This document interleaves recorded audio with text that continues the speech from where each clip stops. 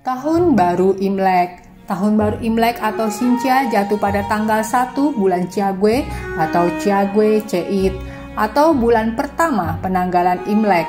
Kata Imlek berasal dari dialek Hokkien yang artinya kalender lunar atau bulan. Im lunar lek kalender. Dalam dialek Mandarin, Imlek disebut Yinli. Tahun Baru Imlek adalah tahun baru yang dihitung berdasarkan peredaran bulan dalam mengelilingi bumi. Dalam kehidupan rakyat pada masa zaman dahulu, penetapan tahun baru memegang peranan penting karena menjadi pedoman mereka dalam menyiapkan pekerjaan di tahun mendatang. Imlek dirayakan untuk menyambut datangnya musim semi yang sudah dilakukan oleh masyarakat Tiongkok sejak ribuan tahun yang lalu. Tahun ini, di tahun 2023, kita merayakan Tahun Baru Imlek yang ke-2574. Tahun 2574 adalah perhitungan tahun Imlek yang dihitung sejak tahun kelahiran Nabi Agung Konghucu yang lahir pada tahun 551 sebelum Masehi. Tahun 2574 Kongzili banyak digunakan pada masyarakat Tionghoa Indonesia dan umat Konghucu.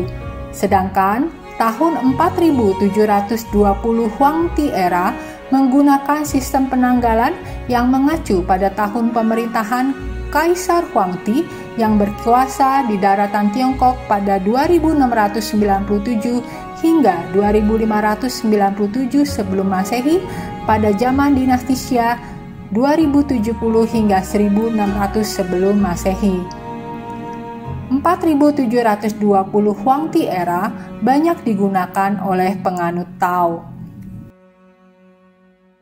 Awal mula berlangsungnya Tahun Baru Imlek diperkirakan sekitar 3.500 tahun yang lalu. Di zaman itu, orang-orang mengadakan upacara pengorbanan sebagai bentuk menghormati dewa dan leluhur. Momentum tersebut menjadi ritual untuk mempersembahkan persembahan kepada leluhur atau dewa sekaligus memberkati agar panen melimpah. Pada dinasti Han tahun 206 sebelum Masehi hingga 220 Masehi. Hari pertama tahun baru pada kalender lunar diresmikan sebagai Hari Raya Imlek. Upacara persembahan untuk para dewa dan leluhur masih dilanjutkan. Pada masa ini mulailah digunakan petasan. Pada dinasti Jin tahun 280 Masehi hingga 420 Masehi. Persembahyangan masih dilakukan dan mulai melakukan kumpul keluarga saat malam tahun baru Imlek dan membersihkan rumah. Pada dinasti Tang tahun 618 hingga 907 Masehi dimulailah festival lampion dan mulai ditemukan bubuk mesiu sebagai bahan kembang api. Pada dinasti Song tahun 960 hingga 1279 Masehi bubuk mesiu diproduksi secara luas dan digunakan untuk memeriahkan Tahun Baru Imlek sebagai kembang api. Tidak hanya kumpul keluarga, perayaan Imlek menjadi festival yang menampilkan atraksi budaya seperti tarian naga dan barongsai.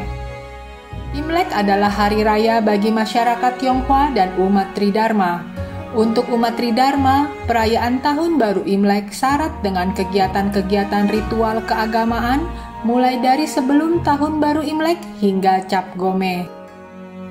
Apa saja yang mengingatkan kita dengan Tahun Baru Imlek? Persembahyangan Tuapekong dapur naik dan turun. Sembayang Tuapekong dapur naik adalah sembayang mengantarkan Chow Kun Kong atau dewa dapur naik ke langit yang telah mencatat perbuatan manusia. Dilakukan pada tanggal 24 bulan 12 atau Cap Jigwe Jisi. Sembayang Tuapekong dapur turun adalah sembayang menyambut para dewa turun dari langit pada hari ketiga dan keempat setelah hari Tahun Baru Imlek yang akan membawa berkah di tahun yang baru. Persembahyangan tutup tahun. Persembahyangan ini termasuk persembahyangan besar dalam melaksanakan sembayang leluhur. Dilaksanakan dalam menyambut Tahun Baru Imlek sebagai wujud dan memupuk rasa bakti kepada para leluhur. Dan menjelang tengah malam, dilakukan persembahyangan menyambut Tahun Baru Imlek. Sembayang kepada Tian atau Keng Tikong. Dilaksanakan pada tanggal 8 malam menjelang tanggal 9 Ciague pada jam 23 hingga jam 1 dini hari. Sembayang ini menghadap pintu keluar dan menggunakan 9 batang hiyo. Sembayang Cap Gome. Sembayang Cap Gome adalah akhir dari perayaan Tahun Baru Imlek. Kita bersembayang di malam pertama bulan purnama di tahun yang baru. Cap Gome dikenal juga sebagai Festival Lampion. Kue keranjang. Kue ini sangat khas dan hampir selalu disajikan pada saat perayaan Imlek. Kue keranjang biasa dikenal dalam bahasa Mandarin disebut dengan Nian Kao atau dalam dialek Hokkien disebut tikwe. Tikwe memiliki arti sebagai kue manis yang sering disusun tinggi bertingkat-tingkat yang memiliki arti sebagai peningkatan rejeki atau kemakmuran. Kue ini terbuat dari tepung ketan dan gula dan memiliki tekstur yang kenyal serta lengket. Soja. Sikap soja dilakukan dengan telapak kanan sebagai simbol yin atau im di kepal, telapak tangan kiri sebagai simbol yang membungkus kepalan tangan kanan. Ibu jari tangan kanan dan kiri membentuk huruf ren atau manusia. Saat melakukan soja kepada orang yang lebih tua, maka hendaknya sikap tangan soja diletakkan sejajar di antara hidung dan mulut. Kepada yang seusia dan lebih muda, sikap soja diletakkan di dada. Pai Kui. Pai Kui adalah sikap duduk berlutut dan bersujud, dan menghormat sebanyak 3 kali kepada orang tua dan kakek nenek.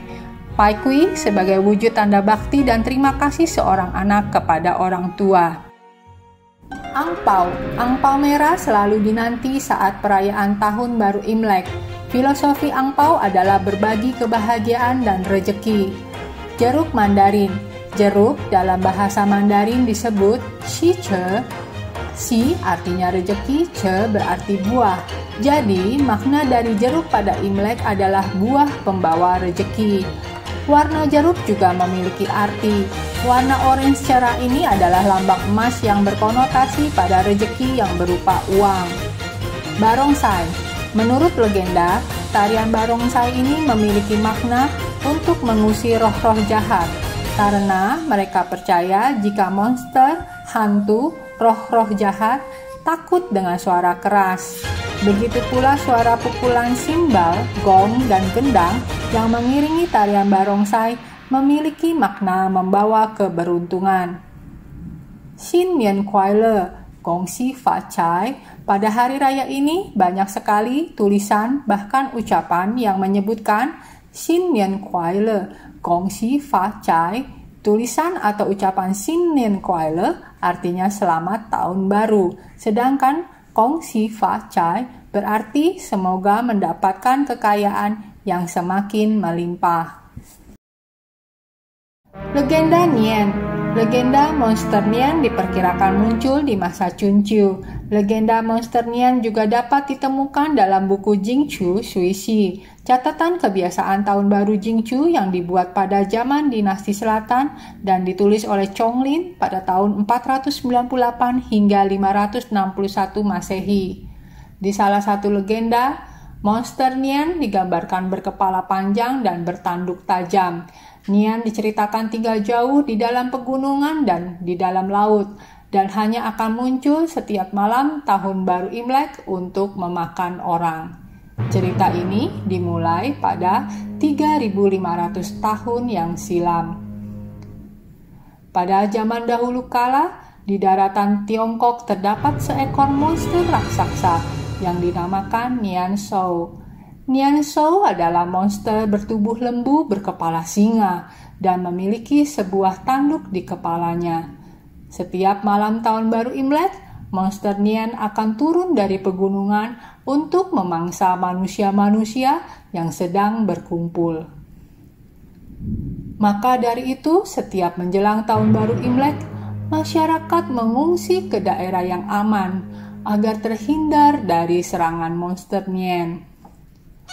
Pada suatu malam, datanglah kakek tua pengembara membawa kantong di lengannya dan tongkat di tangannya untuk meminta makanan. Rumah-rumah penduduk sudah ditutup dan digembok. Tidak ada yang bisa menolong kakek tua tersebut. Hingga tibalah di satu rumah, ada seorang wanita yang sedang bersiap mengungsi.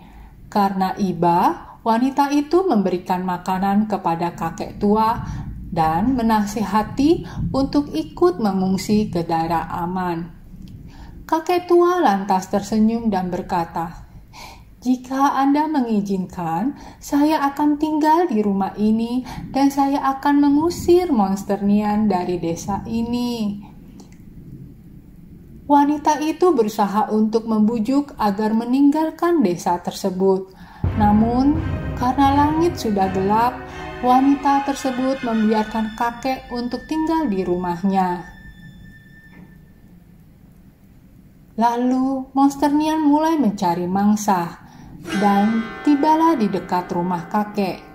Monster Nian terkejut ketika melihat kertas merah besar ditempel di pintu rumah. Monster Nian bergetar dan mengeluarkan suara yang keras. Tiba-tiba terdengar suara ledakan yang berasal dari halaman rumah. Dan suara ledakan tersebut semakin sering dan keras.